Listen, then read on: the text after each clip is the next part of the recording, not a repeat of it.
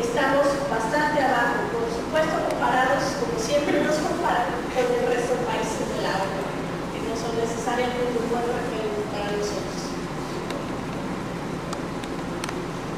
Y uno último, hablando de estos retos, que es el reto de aprender a participar. Quizá como nunca, nuestras sociedades en este momento nos brindan la posibilidad de involucrarnos, no necesariamente porque los gobernantes quieran que lo hagamos, sino porque cada vez hay más vías, algunas de ellas legales, o hay más conciencia también de que si lo que ocurre en el entorno público es asunto mío, entonces tengo derecho a participar en ello. Y ese es uno de los retos. Si el asunto está cambiando, si hoy se están tomando decisiones nuevas en términos políticos, en términos sociales, éticos, entonces tenemos que enviar también un mensaje de que necesitamos aprender a participar y de que esas decisiones que se están tomando cuenten con nosotros y seamos un elemento más que juega en ello. Y por supuesto no se trata de cualquier participación. Cuando hablamos con nuestros alumnos en formación cívica y ética, hablamos de una participación democrática, que no es cualquiera de ellas, es una participación que reúne ciertos requisitos y que si no tiene esos requisitos puede ser participación pero no democrática. Puede ser entonces que hablemos de una participación organizada, informada, basada en principios, incluyente, y que requerimos como desarrollar capacidades para poder organizarnos y estar dentro de este mundo cambiante, porque si no se vuelve un mundo que sucede a la deriva de nosotros y lejos de las necesidades de la población. Y a propósito de ello, ya para ir completando con la parte propiamente educativa, un último dato, una encuesta nacional de juventudes del 2005, las más recientes deben estar ya por salir, donde se les pregunta a los jóvenes de entre 12 a 29 años, en general, ¿en qué ocasiones consideras que se debe participar en política? Y a lo mejor si le hacen esta pregunta a sus alumnos sería un buen ejercicio para ver qué responden, porque las respuestas acá son bastante interesantes. Por ejemplo, si ustedes ven los porcentajes más amplios, ¿dónde están colocados? ¿En qué tipo de respuestas?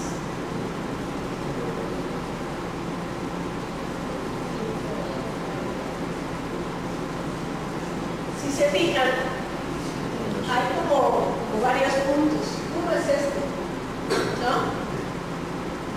Más de la mitad en algunos casos, o la mitad o un poco menos, responden que participar hay que hacerlo cuando es una obligación. Es decir, cuando no te queda de otra más que involucrarte en lo que sucede en tu entorno. Eso es muy revelador. La mayoría nos puede ocurrir. Solo si me dicen que tengo que ir, voy. Si me puedo escapar, me escapo. Y lo mismo estamos heredando a los chicos. Seguramente les decía, si hicieran una pregunta similar, hagan el ejercicio la próxima semana a ver qué les dicen. ¿Cuándo es que hay que participar? Pues cuando no me queda de otra para participar. Esa es una de las respuestas más típicas de los chicos. Si ustedes se fijan, hay un salto. Muchos de sus alumnos, quienes son docentes, están acá. Se fijan que todavía el porcentaje es más bajo. Y conforme va creciendo, se va generando una mayor lejanía con la participación, un desapego a los asuntos de interés común, y en ese sentido podríamos verle el lado positivo diciendo, nosotros estamos en esta franja, en este momento donde todavía muchos de los niños y jóvenes tienen alguna esperanza de que participar vale la pena, de que hacer oír tu voz vale la pena para algo, ¿no? Si empezamos a dejarnos correr con la misma idea, es altamente probable que vayan a engrosar las filas de los que están acá abajo. Y curiosamente otro de los retos más altos, ¿ya vieron dónde está? En el no sé. NS significa no sabe. Es decir, ¿cuándo hay que que participar? ¿Quién sabe? No tengo la menor idea. Y ahí los chicos, los más pequeñitos, si se fijan, son quienes están más colocados en ese lugar. Los niños de 12 años que a lo mejor finalmente no hemos sido capaces de enviarles un mensaje suficientemente fuerte de que vale la pena hacer oír tu voz, defender tus derechos e involucrarte en el mundo. Se invierte un poco la pirámide y están ahí colocados. Me parece que este ejercicio se puede ver con lupa y varios detalles más, pero ese par de datos me parece que nos sirven también en términos educativos. ¿Alguien quiere hacer algún comentario hasta aquí? Adelante.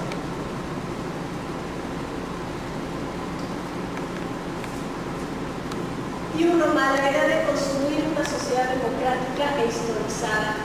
Y aquí no me detengo mucho, solo quiero compartir esta idea de que la democracia no es una sola, son muchas, porque siempre está contextualizada. Entonces, cuando le hablamos a los chicos de la vida democrática, no necesariamente estamos hablando de un bloque homogéneo que le sirva a todas las naciones, sino de ideas distintas sobre la vida democrática. Y en ese sentido hay que ir pensando y aterrizando con ellos qué significa la democracia en México, específicamente en este momento. No quedarnos en esta idea general y abstracta, sino ayudar, y con eso la televisión, el periódico, el radio, voltear a ver la comunidad, les da muchos elementos para ir pensando junto con los alumnos qué significa vivir la democracia en México hoy en día. No en cualquier lado ni en cualquier momento, en México y de acuerdo a nuestro contexto.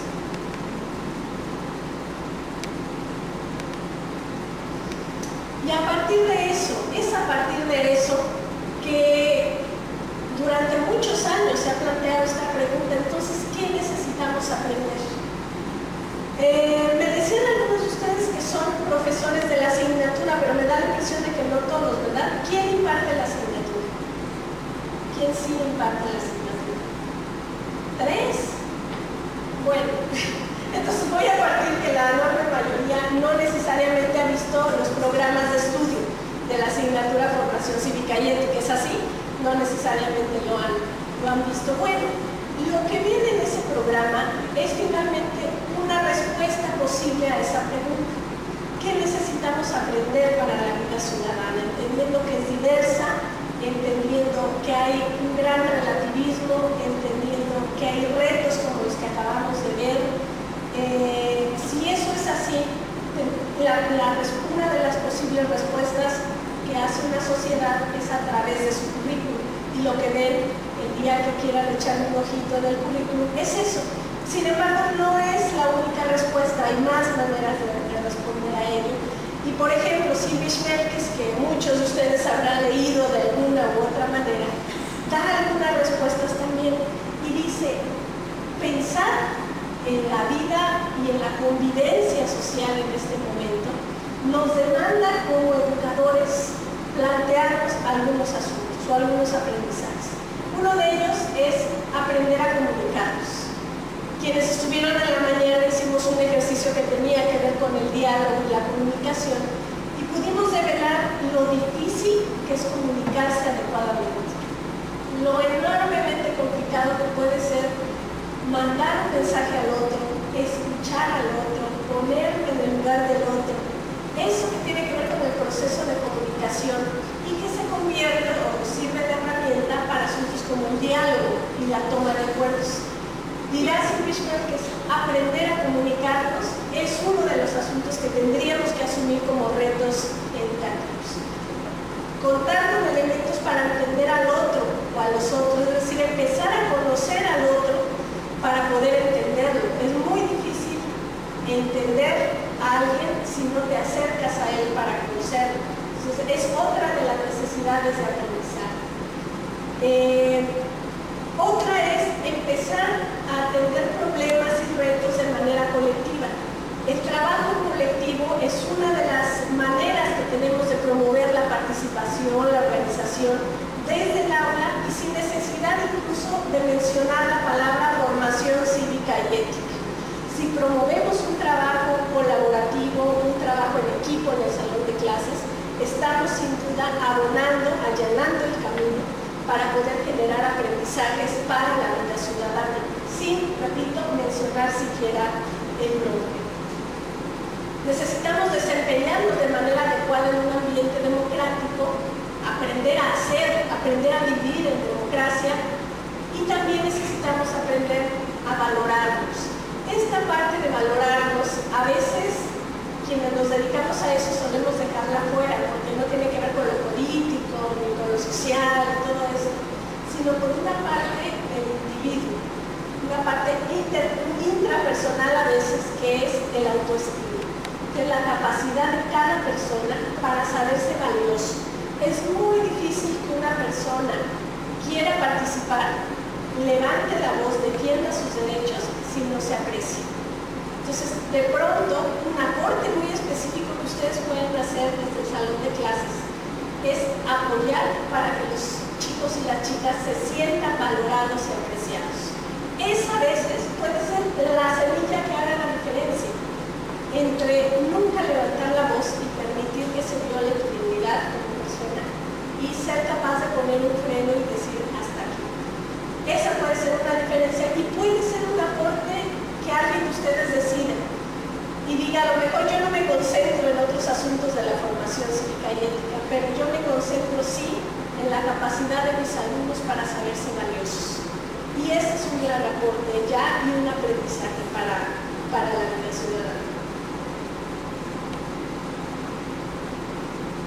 Lo que ven ahí, y no voy a entrar en este momento en esa parte, son una selección de estos saberes y que están expresados en el programa de estudio.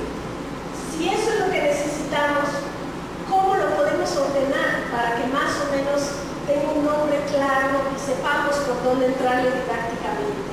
Hay varias maneras de hacerlo, no es la única, pero la que hace la Secretaría de Educación, debo decir que no está tan alejada a lo que han hecho en otros países y lo que distintos autores han dicho.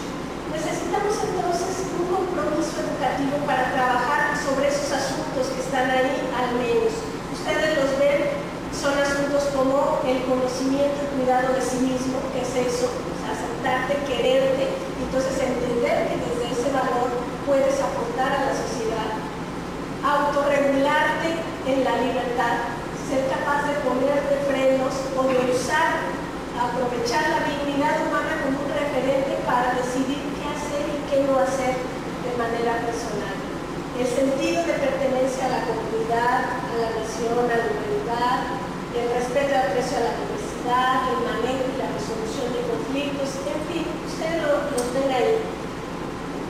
Estos asuntos realmente no son exclusivos de la asignatura, como ya hemos dicho quienes han estado durante la mañana.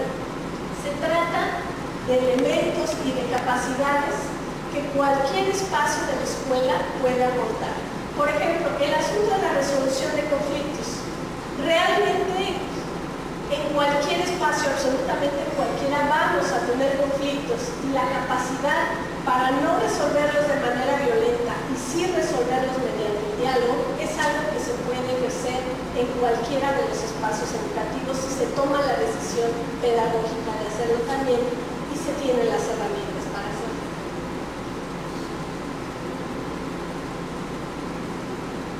Y para ir cerrando y que platiquemos un poco, educar éticamente en este momento implica la formación de sujetos de derechos, y aquí estoy retomando un autor que es Abraham Mayenzo, que dirá: la formación ética, la formación ciudadana, es formar sujetos de derechos. Y eso no es exclusivo de una materia. Necesitamos pensar en sujetos, imaginar que toda la tarea que hacemos en la escuela tiene que ver con formar sujetos que conocen, pues sí, los cuerpos normativos, que saben cuáles son las leyes que le rigen, pero también que es una persona empoderada, que sabe usar el lenguaje como un medio para comunicarse, para decir lo que